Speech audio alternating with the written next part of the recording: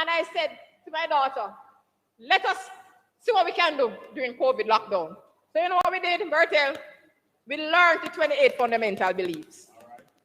We spent time over a couple of weeks and learned them. Because prior to that, I could remember 10, but I didn't know all 28. And we spent about a month and we studied the 28 fundamental beliefs, so we know them, we know the order in which they come. And we're at the point where we're putting texts. So for each belief, we have at least, we know 2 or 3 texts. You understand? So I'm saying, while we're in lockdown now, what, find something creative to do, because God has given us the time. And then when we have learned all of those things, we are now in a position to pass it on to our young people, so that when they ask what we believe, we can say we believe this, and this is why we believe this. Understand, brethren? So please, we know the program is not perfect. Nothing and no one is perfect. But we're trying our endeavor best to work with what we have and to build on the capacity of those who we have, to say, let us work together to see how much we can reach our young people and even older ones. Because it's like a drop of water in a pond. One drop and there's a ripple effect. It spreads. We won't be able to save all, because not even Jesus can save people who don't want to be saved. So we will not be able to touch and save everybody. But if we can touch the life of one person, it makes a big difference, because that one person will hopefully touch the life of somebody else, and it will continue. All right, somebody. Yeah, we are coming down to the. I see where we have a problem with young people right now. Even my church, Negro. I am seeing where the young people, I don't know what happened, where the young people are, what happened to them. I try to reach them, but when I reach them, it's hard for them to grab what we wanted to. I don't know if the COVID kind of touch them somewhere, so it made them brain kind of shake up somewhere. I don't know if it is, but it is something wrong right now with our young people right now, especially in Negro Church. Guys, I'm supposed to talk with the young people. We have it all about young people right now. We are trying so much in Negro Church to see what we can do to bring young people back up to par to do what they're supposed to do. At church, we ask them to do something and see them in their face, and that, So I'm a person who sometimes I say, yes, you go and do it. I just snip their face and then go back and do it. His face skin up. But I don't see it. It should be that way. If you're going to do God's work, you're going to do it with the face skin up. And we figure out some way how we're going to reach around them. So we're trying to gather them. We have tried to have some session with them early soon, by next week, to see what is wrong with them. What is the problem? What is going on in your mind? And hear what on their mind. What the changes? What they would like to see. We have to have some one-on-one with them and some in-depth. We want to do that intervention. What can make the church better? Because right now I see we are losing young people. I see them coming up. We try our best, but it is. And we don't young people, the church is dead. A lot of prayer and fasting is needed. So they're asking the help here. We're looking for the help. We need help with the young people down here, because sometimes they think that they're getting too big now, and we can't say, The distractions of the world are taken, so we have. we need the help with the young people. The help is needed in many ways. Problem. All right, thank you so much, Margot.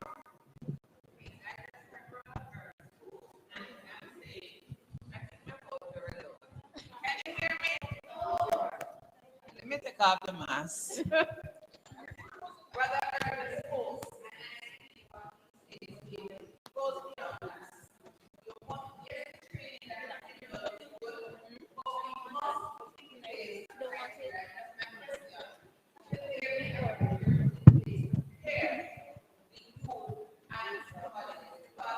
You can't just put anybody with anybody.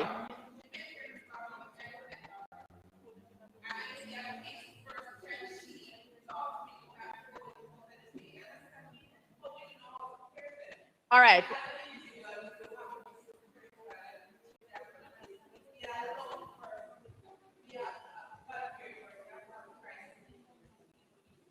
All right.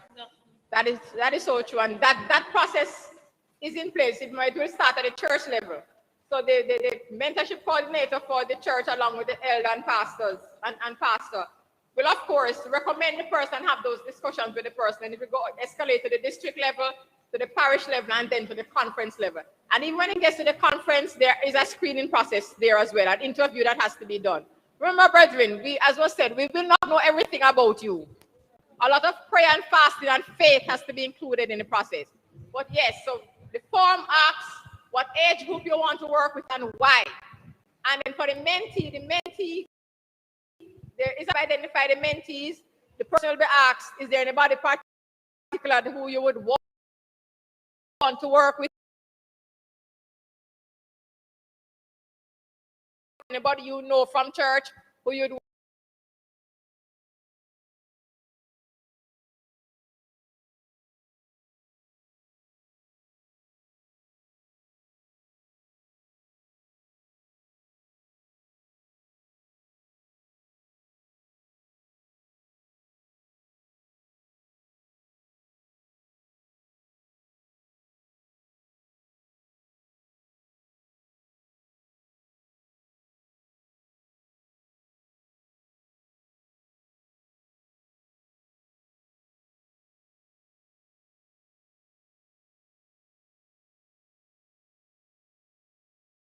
not just a random pick out a name out of a hat or something. No, it's a rigid screening process. And as I said, we have to know who the mentee is, what are the needs of the person, and see how best we can match that person with a mentor who can help to supply those needs. All right? Thank you so much. Right. A question Last for Brother question. Earl. Brother Earl, question for you. Do you think that the behavior or attitude of the young persons that are the attitude that you're experiencing now, the young persons, is it new? It's specific for this set of young persons? Yeah, because in Negril, I know in Negril, before the COVID, oh my God, I have such a wonderful young people doing, I can ask them to do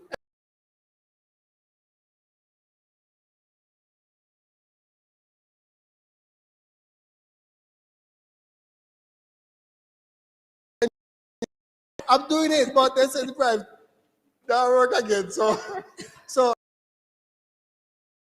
it is. So go back into go back to the drawing board, and plan see again. what to do now to get them to do what the Lord's work. Because brethren, it is going to be a hard task for us to do it, but by God's grace, it will be done. Yeah, because it has to be done because we cannot have a church without our young persons. My time is up. Yeah, I wanted to ask Margot the same thing, but she stepped outside.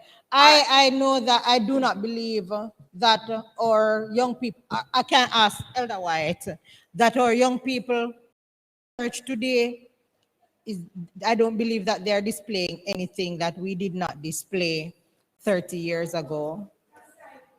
I do not believe so because I was here 30 years ago and we did that same thing.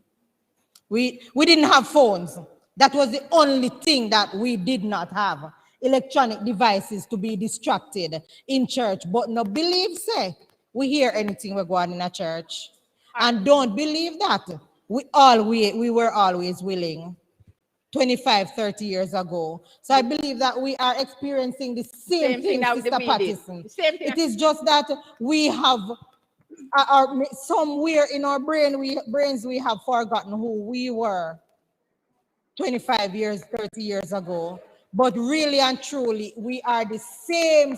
These young people are the same set of young people that we were then. They have not changed. They have not done anything different. Believe me.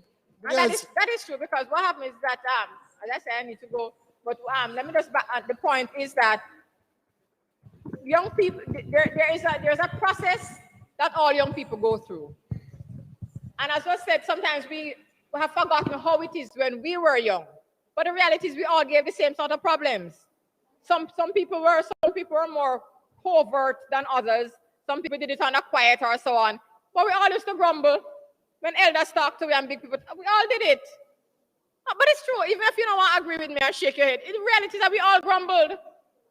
Some of us couldn't grumble up front because we know, so we get knocked down or something, you know. But the reality is that there are particular procedures and stages of development that we all went through. And our young people are going through the same things that we went through.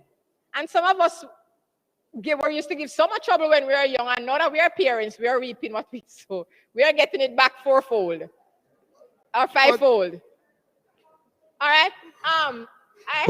Sister, can I just say before you close? Can I? Exhausted.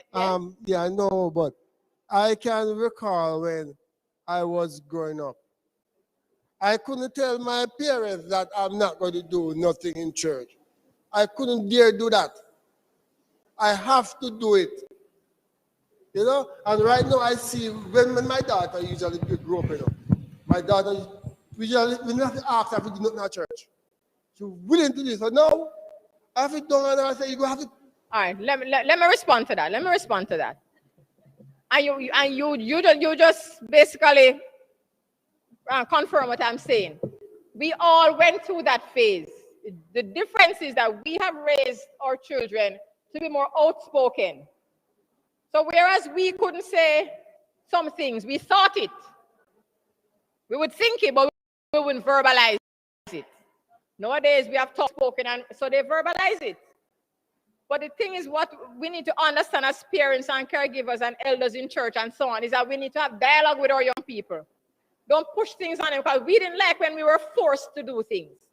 And we need to understand that when you're dealing with a 4-year-old, it's different from when you're dealing with a 14-year-old. A 4-year-old, you can tell to do something without giving them a reason why.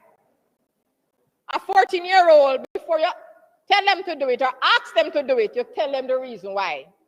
That is the difference. You understand? So we need to get it that you cannot respond to, even though it is your child goes through these developmental stages. At 3 or 4, you can tell them, say, don't do that and sit down and whatever. At 13, 14, they're adolescents, they're thinking on their own, and you want them. I keep saying to parents, you want your child to be independent. You want your child to make decisions on his or her own. You don't want them to be solely dependent on you. So every decision they're going to make, you have to ask them, Mommy, no. You want them to be thinkers of their own. So by the time they get age, you need to allow start making decisions. So, for example, Janine, as Bertha says, Janine is a girl after me, right? I hear she's just like me. So then Janine will say, but I don't want to. And I say, okay, fine. You tell me why you don't want to, and I tell you why I think you should.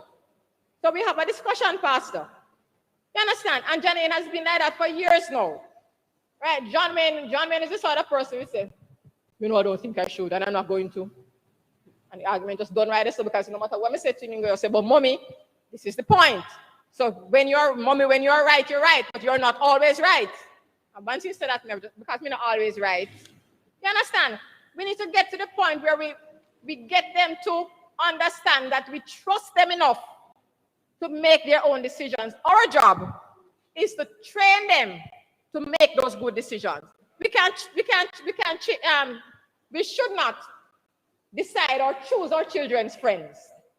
What we should do, Pastor, is teach them how to choose good friends and leave them to choose those friends. You understand? We have to empower them. You understand what I'm saying, brethren? We have to empower our young people and let them know that we trust them.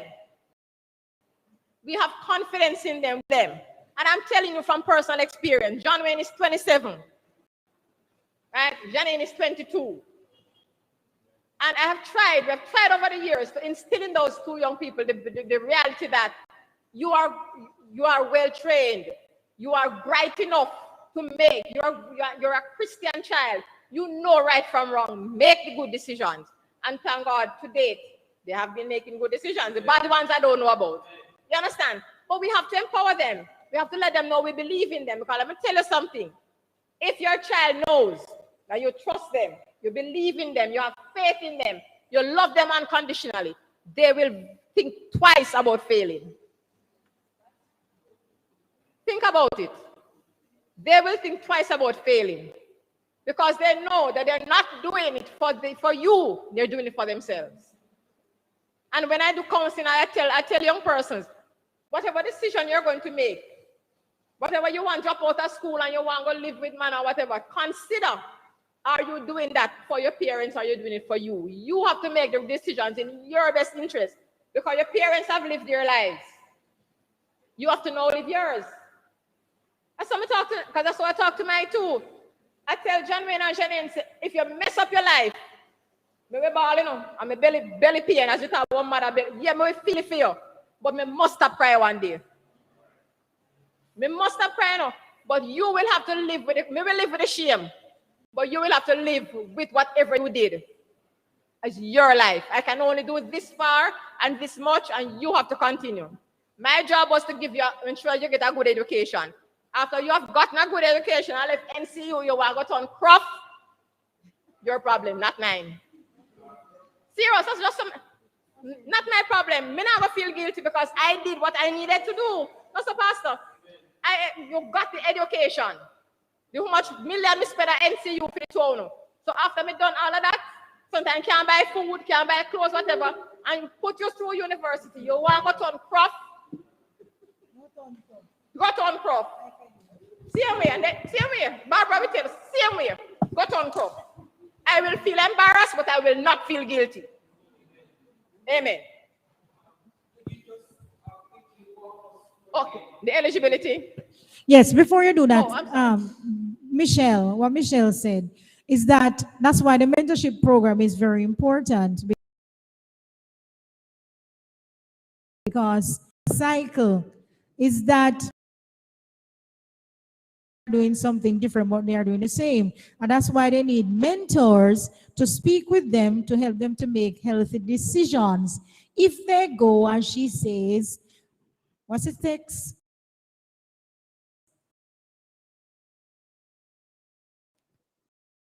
Trade up. You know, it doesn't.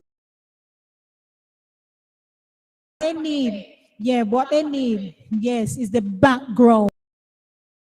So it's not a them are looking down on them. They are this or they are that. It's just that we have been there, and if night could turn today, thank God night can't turn. So since we know that night can turn to day, is brighter because of our experience. Thank you. Right. Thank you, sis. I was just asking the process of how mentors together, who puts them together, and who is responsible for making sure that they are paired properly. All right, let's do requirements quickly again. All right, be a baptized member in good and regular standing, and the pastor will see to that part of it. Because the pastor has to sign the form. If the pastor signs the form, we know that the pastor has confirmed that you're in good and regular standing. And you also have to have a JP sign your form. The JP can be a church member, but the JP will not sign on behalf of the church. Right? I'm a justice of the peace, and I've signed a lot of mentorship forms. And I do not sign on behalf of the church. I sign on behalf of the government because I put my government seal on the form. So even though I know you from church, when I'm signing, I'm not signing because you're a church sister in the same Sabbath school class. I'm signing on behalf of the government to say you're a decent and upstanding citizen. Clear? Beautiful. Ideally reside in the same geographical area as the individuals you're mentoring. And we explained that not in all cases, but it's preferable. Be willing to adhere to the policies and procedures of the mentorship program. Agree to a 1-year commitment to the program. Commit to spending a minimum of 8 hours a month with the mentee. Be willing to communicate with the mentee on a weekly basis. Complete the screening process, and that is sending in application form, getting your references to sign in, and so on. Agree to attend mentorship training as required, and the training can be done at the local level. Sister Kingston and Sister Bev will see to that. Right?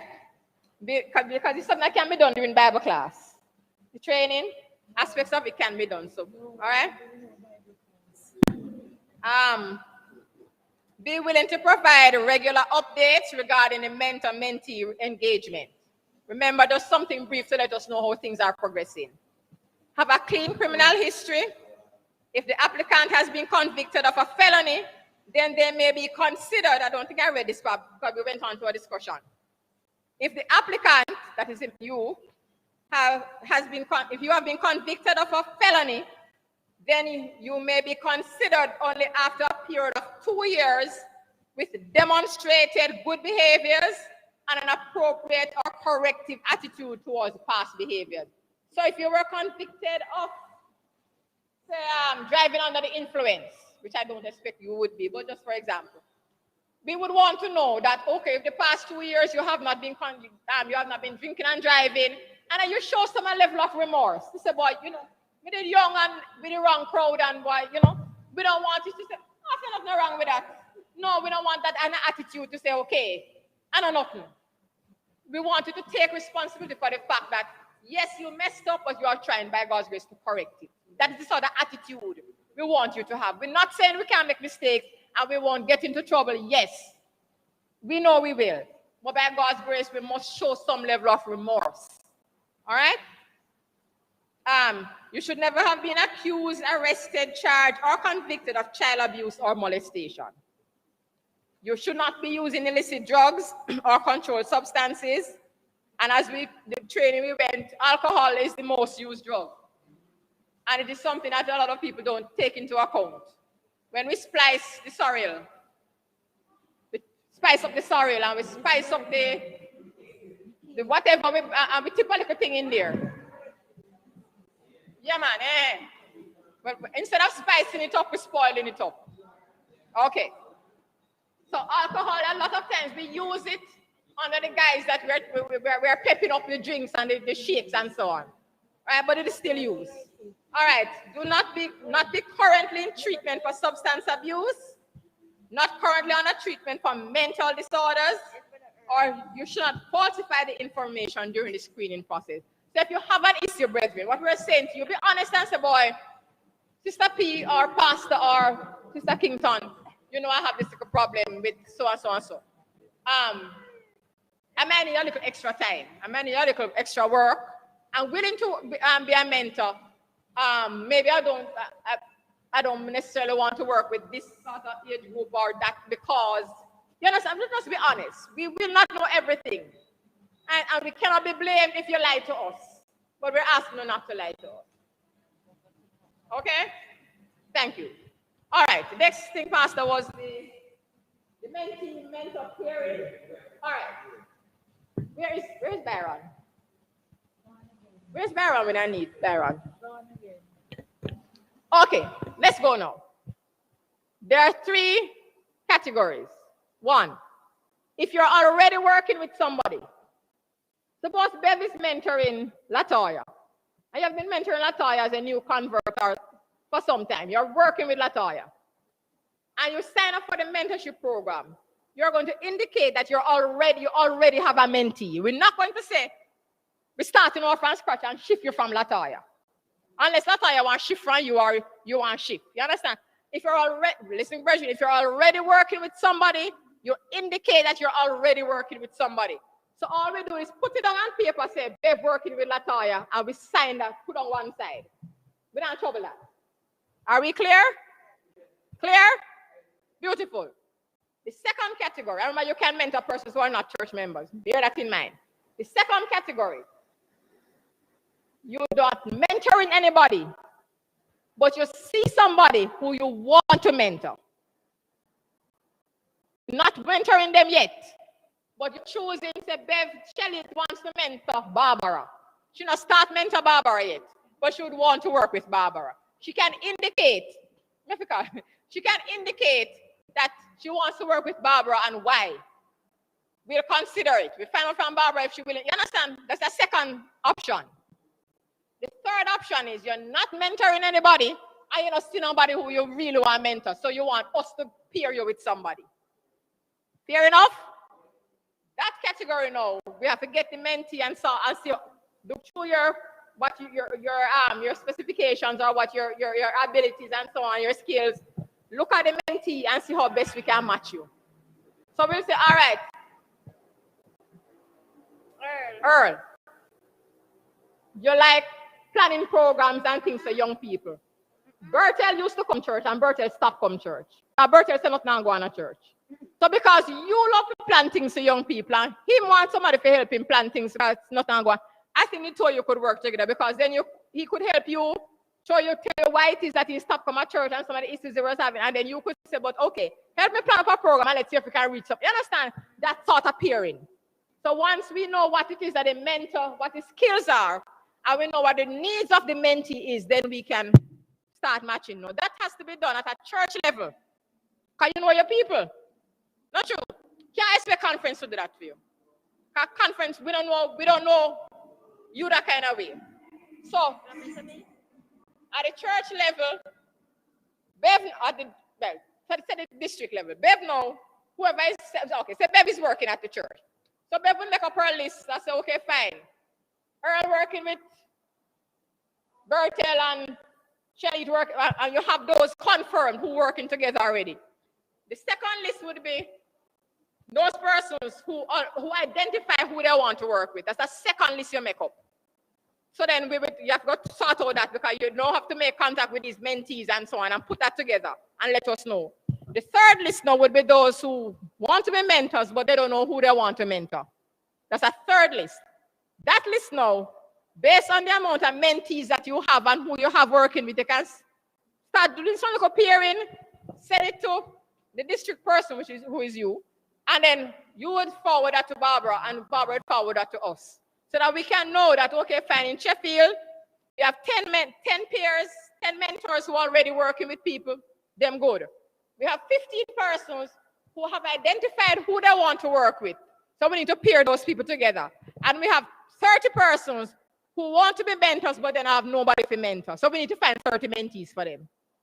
Are we understanding? Are we clear? Are there any questions on that? Asking our brethren. That can start before the finalization.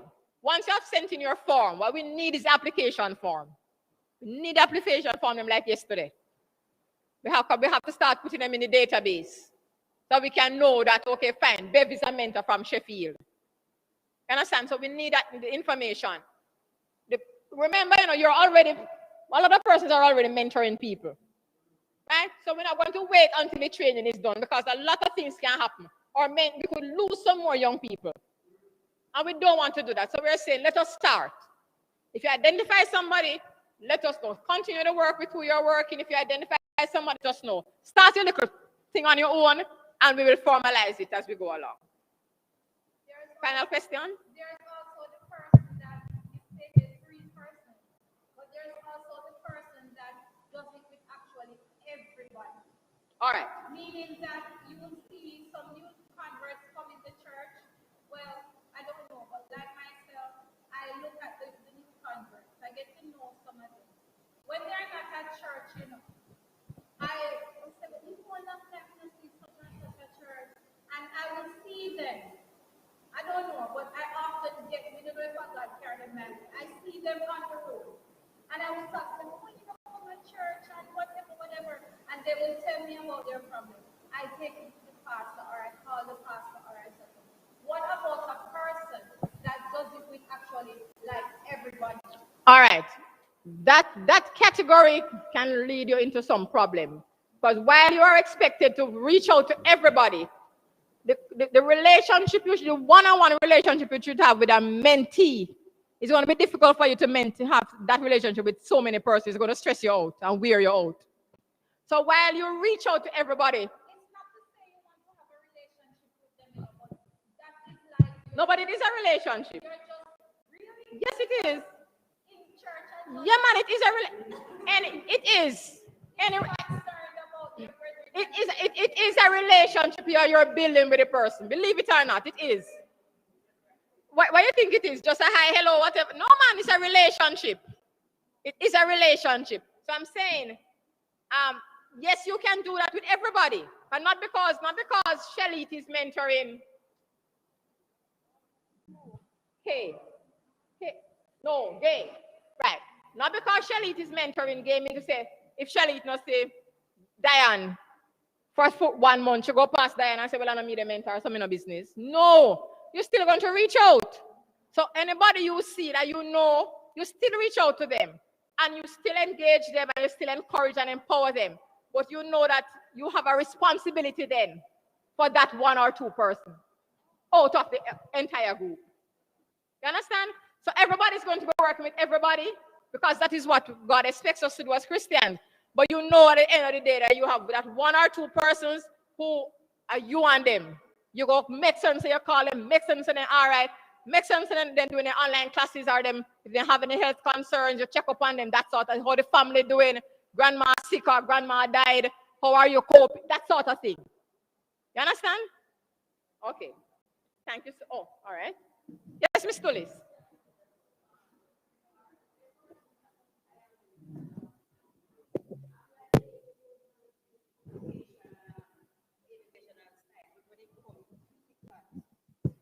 To the physical side, like food, clothing, Right. and so I can and that person come and mentor, come on my mentorship program You can too. mentor the person because it's not only educational needs. For the educational needs part, maybe you're not able to help in that aspect, but you can refer or you can get assistance for somebody else to help in that part. But that person is still your mentee. Yes, You're responsible for them, but you get a little help with that part of it. Because you can always call Barbara.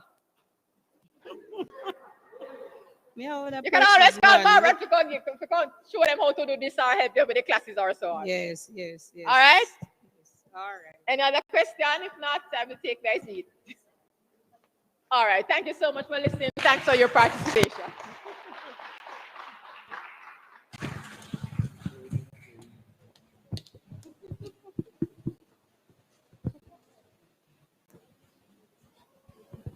Let me say thank you, Sister Patterson, for coming and igniting our minds to become a part of this wonderful, wonderful plan that the Lord has given us to work with. I hope that we all will be as enthused as you are to go out and to work. Thank you again. So what happens is that as of today, we are going to make available forms for you to fill out. We know that Negril is on board. Good Hope is on board. We're begging Keto and Silver Spring. Yes, Sheffield is on board. Yes, Auntie. Silver Spring is on board. Okay. So we are waiting on, we are going to ask Keto to join us as we reach out to the individuals.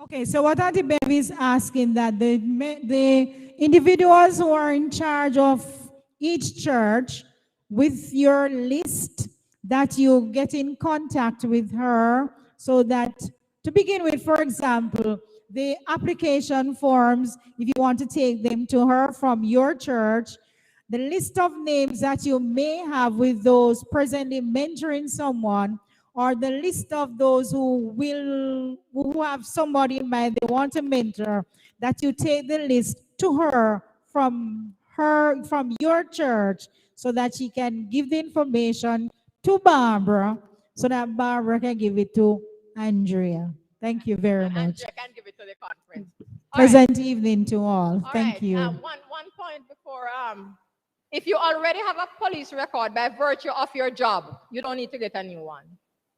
So there are some persons, the teachers or persons, as I said, by virtue of your job, if you have a daycare or you are a teacher at the ECI level or so on, or some other profession that you are required to have a police record.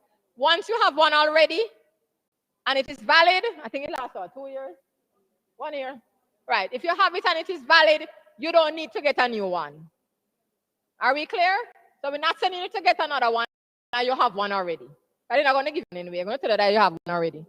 Okay, thank you.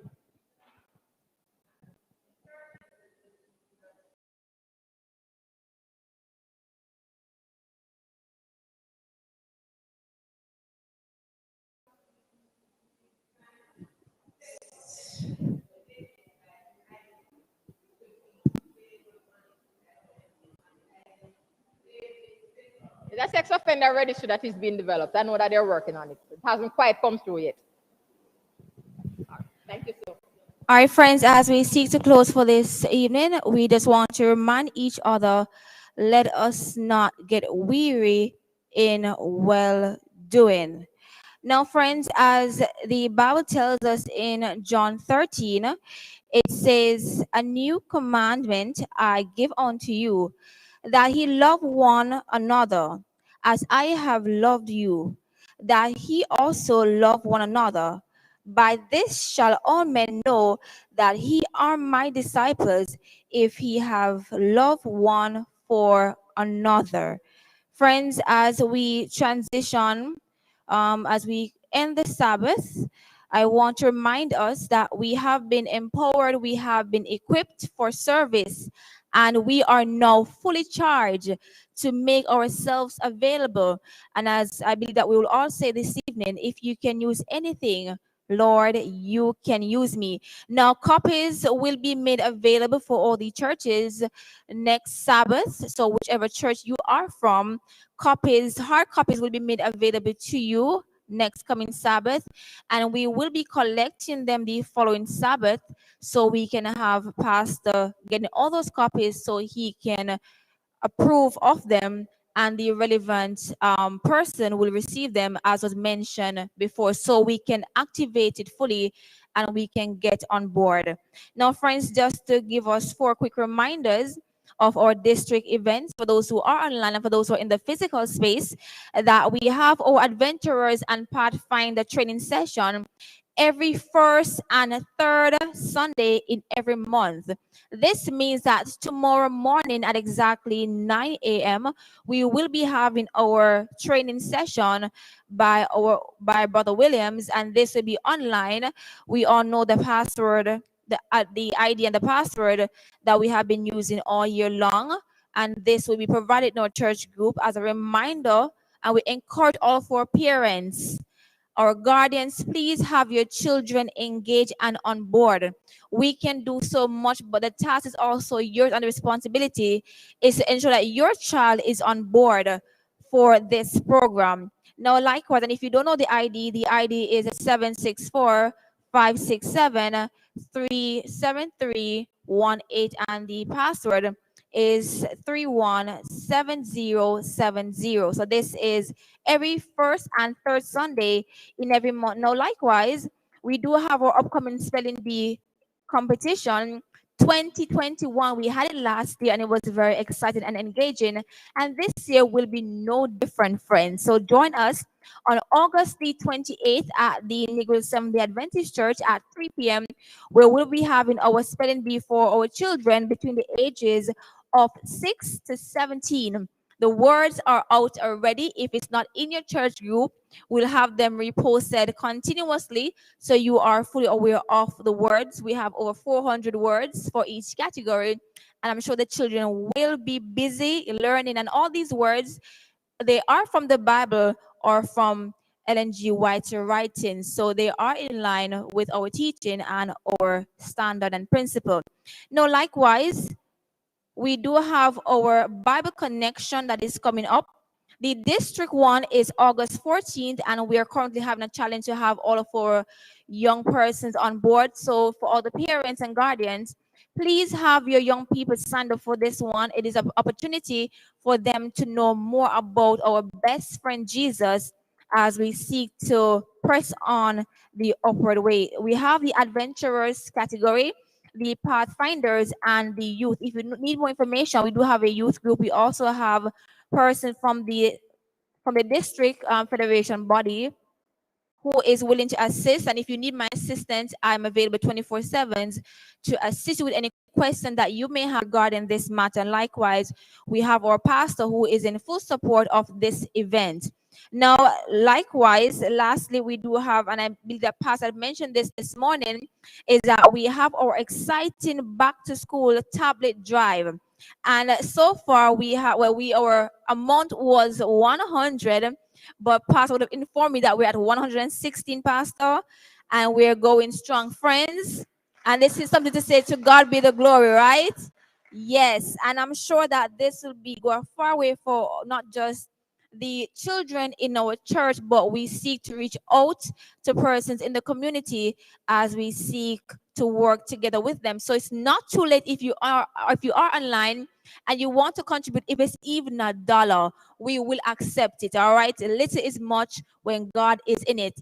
And if you need bank information, or if you want to give us a live cash, we can connect with you. You know our pastor's information already, and likewise, we can have the information or banking information available to you so you can get on board with us 100%. Friends, as we close, remember, we ought to be our brother's keeper. And at this time, I will close off in prayer as we close off for this evening. If you're in the physical space, please stand with me as we seek to close off in prayer. Let us pray. Righteous Heavenly Father, we want to tell you thanks for your grace and your mercies towards us, which is new every morning. We ask for the forgiveness of our sins, both known and unknown, God. May you give us a new heart, a heart like yours, God, one that has love and compassion, God. As we have been edified this evening, may it not just go through one ear and come to the other, but may we seek the purpose in our hearts to be true ambassadors for you, to stand up and to not just think about oneself, but to seek and to sort out the needs of others, as you would have set the examples for us, God. As we go through or enter and enter the week, God, may you go before our plans or decisions or families. May you protect those who has to go on the road day by day. May you protect us from the virus that is still lingering in the atmosphere, God. May you watch over our young people. May you watch over us as seniors in the church, that we will likewise set the example for the younger ones. Lord, may at the end of the day, may we hear, well done, the good and faithful servant, is our asking with thanksgiving for Christ's sake. Amen. Friends, until next time, we stay connected to your best friend, Jesus.